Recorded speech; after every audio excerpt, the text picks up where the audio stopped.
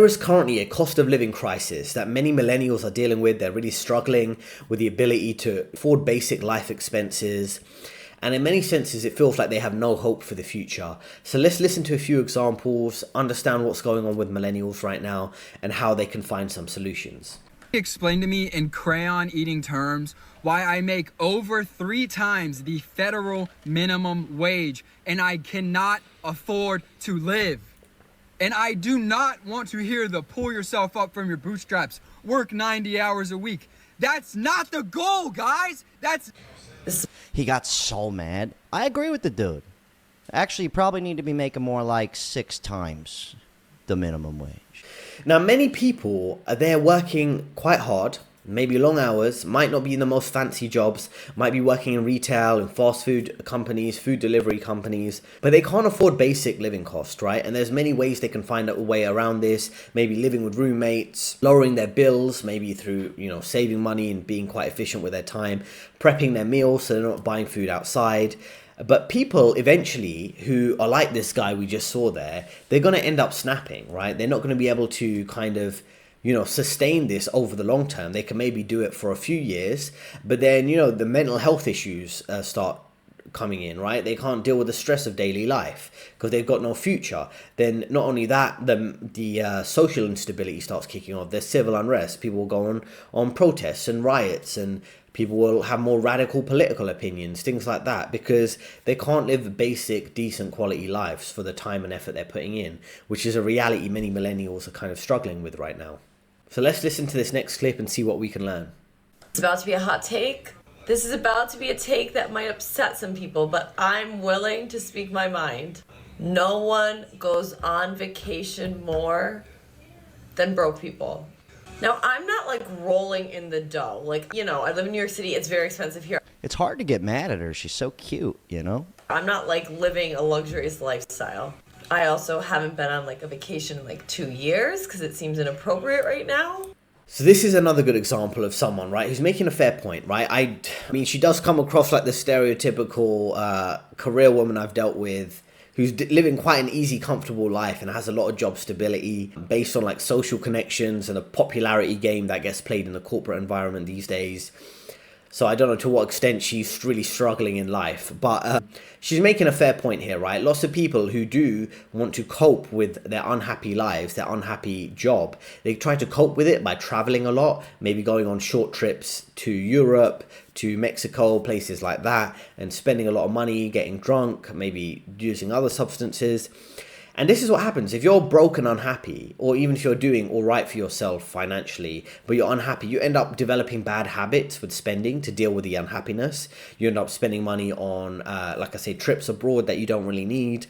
And you may have many, other habits like buying video games and things like that. I don't have an issue with any of those. But if you develop a spending habit because you're unhappy, it's going to make your situation worse. So you're better off saving that money, living a lower cost of living lifestyle, and finding alternative solutions rather than just blowing the money and going on trips abroad to deal with your unhappiness, because 2 weeks on a vacation to Mexico or Spain, whatever location you like, is not going to make up for the other 50 weeks of the year when you're doing a job you hate for pay that you don't like. It's not paying well, right?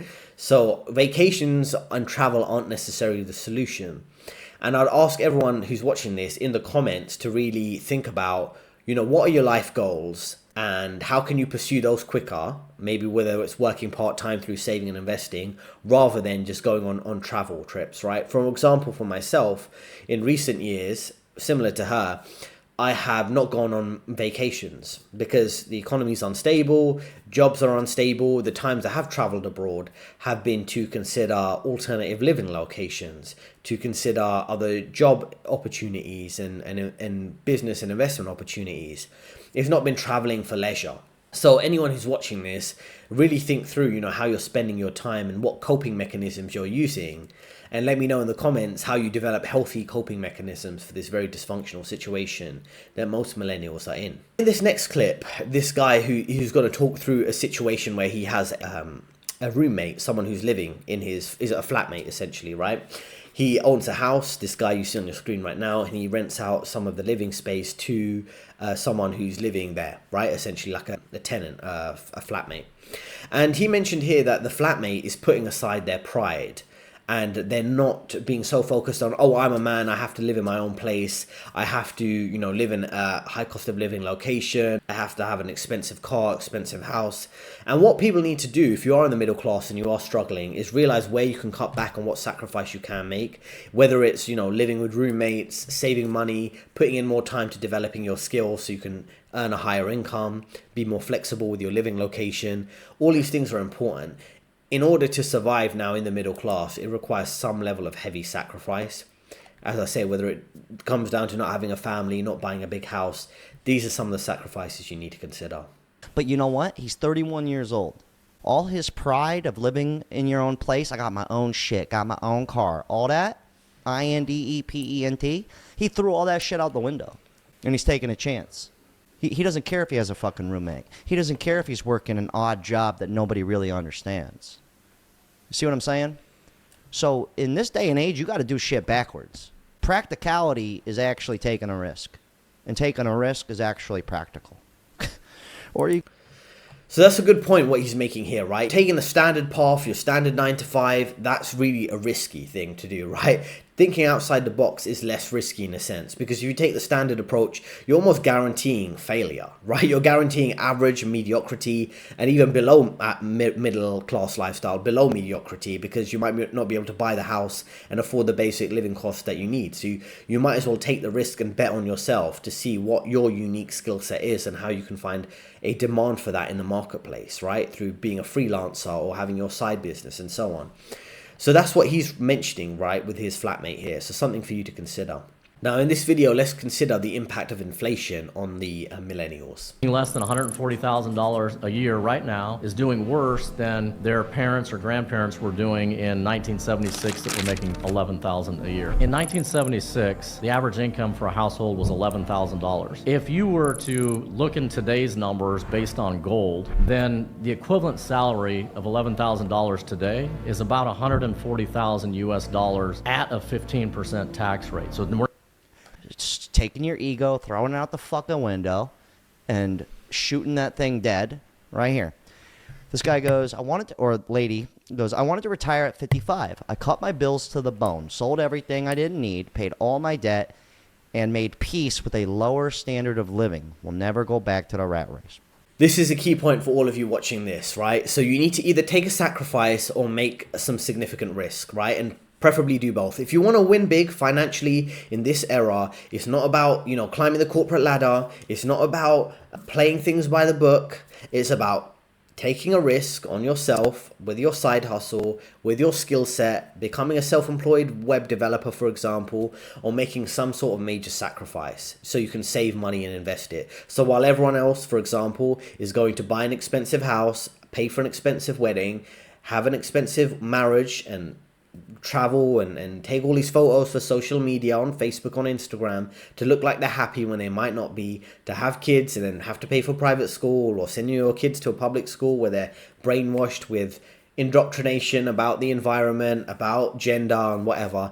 If you take a sacrifice and say, well, maybe I'm not gonna get married, have a kids, buy a big house, maybe I'm gonna live in a lower cost living location, have a smaller apartment, have my own side business, things like that. That's the type of contrast you need to have, right? Sacrifice and risk. What sacrifices are you willing to make? What risks are you willing to take? Or both of these. Now, inflation is kind of crazy, as we saw in that example. You know, people going from, you know, making $11,000 a year and being able to fund a whole family to making $170,000 a year and then barely being able to fund a whole family. It really is a stark contrast from the lifestyle that the baby boomer generation have and what the millennials have. So if you're a millennial, you're feeling like you're falling behind on life, I wouldn't get too stressed about it. There are many different circumstances you're dealing with that the baby boomers never dealt with. And, you know, I wouldn't really compare yourself to anyone. Some people who are doing well in the millennial generation, they're getting a lot of money from their parents to buy houses and pay for those expensive material items.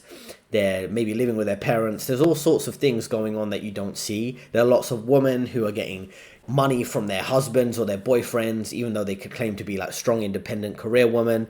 Many women I've worked with in the finance industry, they're getting paid very well, high six-figure salaries, but their husband or their boyfriend is paying for their high rent, high cost of living locations, like Marylebone, London, in Kensington and Chelsea. So there's all sorts of little loopholes you don't really see where people might appear to do financially well, and you might feel like you're falling behind as a millennial, but you shouldn't compare yourself too much.